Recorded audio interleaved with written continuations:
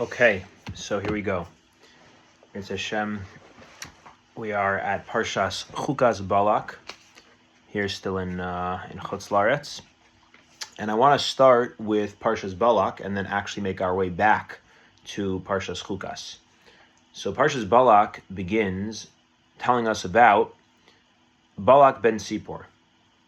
Vayar Balak ben Sipor eis kol asher asa Yisrael la'amori. Balak ben Sipor sees everything that Klal Yisrael did to the Amorim, and he sees that they took them over, they destroyed them. So what happens? Vayagar Moav mipnei ha'am ma'od. So they are trembling. Balak and Moav, they're very, very scared, trembling from the Am, from the people, from Klal Yisrael. Ki ravhu, because they're so great. Vayakatz Moav mipnei bnei Yisrael, and they are disgusted. They're disgusted from bnei Yisrael.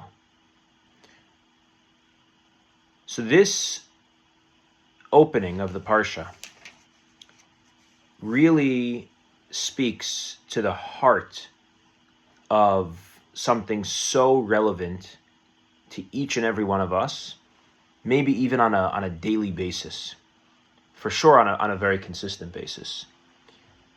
What happens? Balak sees what Klal Yisrael did to another nation, and he becomes afraid for his nation's safety, for his nation's well-being.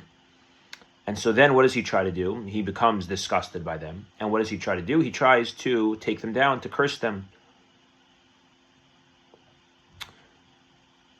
This is really the story of each of us in different ways of how we relate to other people.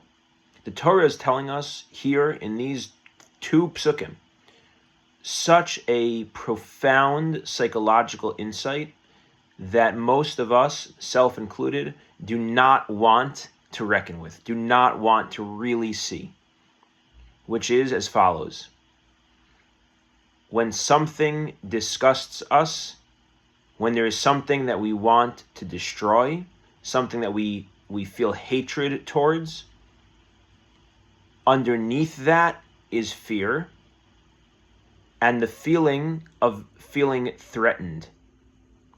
The reason why Balak wants to destroy Klal Yisrael is because he feels disgusted by them. But why does he feel disgusted by them? Why does he hate them? Because he feels afraid of them. Why is he afraid of them? Because he feels threatened by them. That's how the Torah describes this order. Pasuk Beis, which is the first pasuk of the parsha, Balak sees what Klal Yisrael did to the Amorim, meaning he sees that Klal Yisrael destroyed them, and so he realizes that he is now threatened by Klal Yisrael. So what happens next? Because he feels threatened, Vayagar Moav. Now he is trembling. He's scared of them. So he's threatened, and then he's scared of them, and then Vayakatz, and now he's disgusted by them. And then what does that lead to? Vayomer Moav el Ziknei Meja. Now he says them Ata Yilachu, and he describes why we're so threatened by them. Vayishlach Malachim, and now let's send, and let's go try to recruit Bilam ben Baor, the famous story of Bilam, and let's try to curse Klal Yisrael and to destroy Klal Yisrael. Each of us in our lives have people that bother us. And there's such thing as somebody that bothers us just because it's a little bit annoying in some way. They have some mannerism, they have some way of acting, there's something about them that we don't agree with, we don't love, and we're bothered by it. Okay, so that's where the regular work of Midos and Ben L'Chaveiro comes in, and we have to try our best to treat people nicely and respectfully and properly, and to see people positively. And all that is good and well. But then there are people that we encounter, groups that we encounter, that it doesn't just bother us a little bit, rub us the wrong way, but it's something that we really take issue with. We become consumed. We become sometimes even obsessed with criticizing them, with talking about them, with creating drama with them, with gossiping about them, with talking to other people about how bad they are, how wrong they are. And in whatever way this becomes a fixation, becomes something deeper. It's not just a little bothersome thing. It's something that gets more inside of us, takes up more space in our brain, in our mind, in our consciousness, in our thinking, in our talking, in our actions, and it lives in us. And what the Torah is telling us here is that when we find ourselves in situations where there is a group, where there's a person, that we experience what Bilam experienced, which is, I want to curse this person. I want to take this person down. I want to curse this group. I want to take this group down. Then when we experience that, let's peel back the layers.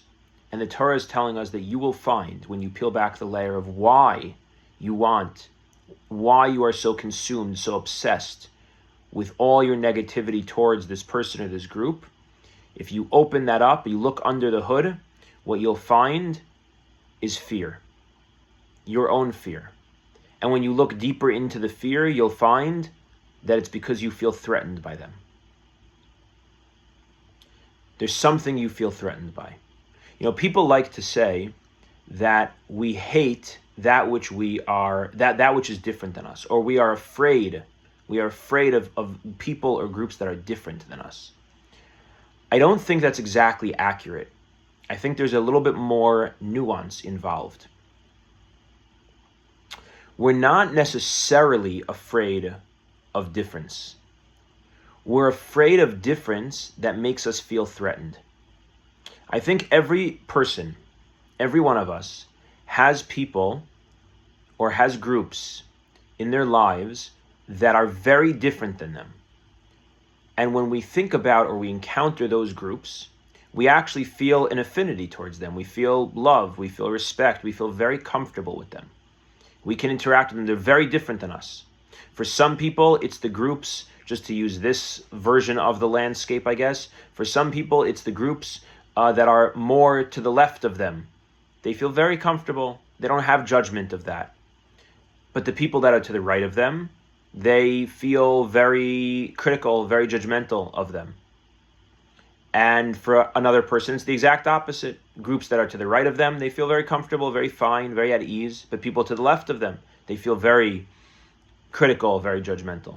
You take a different version of the landscape. Some people, they feel very comfortable, very okay with people who have more financial wealth than them.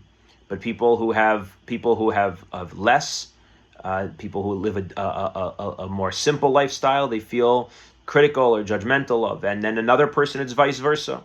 And take a different version of the landscape, intelligence or smartness. One person's very comfortable with people that are smarter than them. Another person, and very judgmental of people who are not as smart as them. And then another person's the exact opposite. And you could do this with anything. It's not true that all difference makes us uncomfortable, or that all we dislike or we are afraid of difference. Everybody has, I think, difference that they encounter that they're perfectly comfortable with, that they actually enjoy and appreciate. But then they also have difference that they're very judgmental, critical, and they become consumed by and bothered by. And it takes up space, and they talk about it, and they tell others about it, and they become like Balak, wanting to curse that person or that group. So why? Why is it that one version of difference is totally okay for me? I actually even enjoy it. And another version of difference is something that I take a lot of issue with. And I see this for sure in my own life. There are many people that are very, very different than me, and I love it. I enjoy it.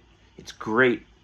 And then there's people who are different than me, and I become consumed by a critical eye towards them, very judging of them, talking about them, thinking about them in a negative way. So why is it one way for one difference and another way for the other difference? And I think it has everything to do with what the Torah is teaching us about in this parsha. The difference that I am comfortable with is a person who's different than me, or a group that's different than me that doesn't pose any threat to me. for whatever reasons, in my background, in my psyche, in my securities and insecurities, my areas of confidence and my areas of lacking confidence, there's a person or a group that their way of being, of living, the way they think and talk and act, it doesn't make me insecure. It doesn't threaten me at all. I feel very confident in who I am when I'm around them. So their differences from me, I can celebrate, I can enjoy. But then there's a group and there's people that the way they are, their ways of being different than me, they cut right to the core of my own insecurities. They present and pose a threat to my confidence in who I am and how I'm living and how I think and how I act. And when I feel threatened, now I feel afraid. And to deal with that fear and that threat, I now create a whole story of negativity around them, because that's a very easy way to write off the fear. Let's think about that. Let's understand that more deeply. Let's not just assume and jump. Well, I'm threatened, I feel afraid, therefore I see them negatively. No, let's understand that. What's happening? What's happening is that if I experience my own insecurities when I'm faced by these people or these groups that bring up my insecurities, that means that now I have to face and experience myself and my view of myself in a way that's very uncomfortable, in a way that I don't know what to do with necessarily, in a way that doesn't feel solid or secure.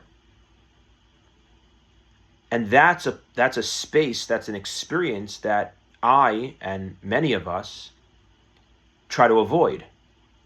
We try to avoid that. So how could I avoid that? Well, maybe the easiest way to avoid that is to take the object, in this case the person, that is threatening me, and to turn them no longer into a threat. How can I turn them into no longer being a threat? By creating a whole negative story about them, by being judgmental of them, by criticizing them. And now I no longer have to sit in awareness of my own insecurities, my own fear, my own the view of myself that I'm not okay with, that I'm not comfortable with. And instead, whatever threat they were posing, because I see that they're good at this, or there's something to the way they are that's different than me, I can just write that off, because I can create a whole story about how bad they are. And if they're bad, then that's not a threat to me anymore. If they have no merit in the way they are, the way they think, the way they talk, the way they act, so if there's no merit to that, then it's not a threat to me anymore. Why would it be a threat? So instead of sitting with that, with the experience of self that's under question, we, without even realizing it, we move from the threat to the fear, to the disgust, to the hatred, to the cursing them. That all happens in a split second. That's how good our psyche is at creating defenses around our insecurities. We go through that whole process, but without even realizing it. And instead we just walk around talking about all these people and the way they live and the way they are and what they do. But then there's a whole group of people that are different than us that this doesn't happen at all, because we're actually totally okay with them, because they're not threatening to us. So what the Torah is teaching us here in Parshas Balak, as we do every week, we try to learn the Parsha in a way that we're living with the times, as the Alter Rebbe said. We're living with the Parsha. The Parsha is telling us something that is timeless. It's ancient and ever relevant, because this is something that's part of the human experience. It has nothing to do with culture, place, setting. This is the human experience, is that we were created as people, that each of us is different. And in our differences, we all form aspects of ourselves that we have confidence in, that we feel good. And we also all form aspects of ourselves that we have questions, and we have insecurities, we have uncertainties, and we have ways that we feel inferior. And what the Torah is teaching us is that when we encounter someone and we feel not just a little bit of being bothered, but we feel a deep sense of being critical, judgmental, upset with them, wanting to see their downfall almost to some degree. When we experience that, the Torah is teaching us, that is an opportunity to look deeper inside ourselves. That is an opportunity to say, what is beneath this hatred? What is inside of this? What is going on inside of me that I'm not so okay with? That's very hard. Very hard. You know, it's a funny thing. People sometimes paint this type of Torah, this psychological Torah, as being like the feel-good, fluffy stuff. This is not feel-good, fluffy stuff. This is hard work that most of us, most people, again, self-included, avoid chronically. To really ask myself, why am I so consumed by being critical of this person or that thing? What is it bringing up inside of me that I'm not okay with? And that's the opportunity. And so if we can turn it from being a problem into an opportunity, because the problem of being tempted to just gossip about this person and create drama and hate them and want their downfall, Hashem actually sent us those experiences so that we can look more deeply inside ourselves. And what's at the core of how we can heal these insecurities? What's at the core of how we heal these insecurities takes us back to Parshas Chukas. So I said I'm going to start with Balak and go back to Chukas. But we're almost at the end, so this part's just going to be quick. But Parshas Chukas is about the chok, the mitzvah that we don't understand, of Paraduma. And one of the aspects, maybe the aspect of Paraduma that is most perplexing, mysterious, is that there's a very interesting halacha. The halacha is that the Kohen, who is tahor, he is pure, he takes the Paraduma and he sprinkles it, the ashes, etc., the water, onto the person who is tameh. And now the person who is tameh becomes tahor. The person who is impure becomes pure. But the Kohen who makes that person pure, now the Kohen who was pure becomes impure. So the person who is pure becomes impure, and the person who is impure becomes pure, which is bizarre. If this is a purifying substance, an act, so it should make everyone pure. Why do it make this person pure and then it makes the pure person impure? So there's a lot of ways to understand this. And also we can't understand it, that's why it's a chok. But Rav Moshe Sternbach says something incredible. He says that what it's teaching us is that every person needs to be seen as an individual, completely as an individual. That one person's purity is another person's impurity. And a second person's impurity is another person's purity. All of our insecurities come from the measuring of ourselves versus other people. The way that we can get off of this process, we can get out of this experience of the I'm threatened by you and therefore I'm afraid of you and therefore I hate you and therefore I want to curse you. The way we get out of that cycle is not by saying, so instead of feeling inferior, I'm going to think about how I'm superior to you. And now by being superior, I'm going to be confident I'm not going to have my insecurities and therefore I'm okay. That's not the answer. Because now I'm just still playing the same game of inferiority and superiority. Superiority, inferiority. Because all superiority is a cover-up to inferiority, and all inferiority comes from a place of feeling that I need to be superior to be okay. And what the Paraduma is teaching us is that you don't need to be superior and you don't need to be inferior. You should be off the scale entirely. Get rid of the whole measuring of superiority and inferiority. Don't compare yourself to begin with. You have your own individual relationship with God. And why is your relationship the way yours is and his or hers is the way that hers or his is? That's a chok. We can't understand why are you the way, but it's deeply, deeply engraved and rooted in divine wisdom beyond our understanding. And so the way to heal the threatening experience, the threatened experience, the feared experience, the hating experience, the cursing experience, is hidden for Parshas Balak earlier in Parshas Chukas, where the Torah tells us about the complete and total individuality of each person in their relationship with Hashem. And sometimes we use that idea of the individuality, say, well, okay, but I'm better in this way, worse in this way. But the idea of individuality is to not be comparing at all, to reclaim the sense of self that exists independently of anything else. The chok is that I am who I am, to be in this world, to be me. To be me in the service of God, to be me in the relationship with God. And that's the chok, that's the ultimate chok. And if we can get to that place, so then we won't fall into the trap. If we have the secret of Parshas Chukas, then we don't fall into the trap of Parshas Balak of feeling threatened by people, which leads to the fear, to the hate, and to the cursing.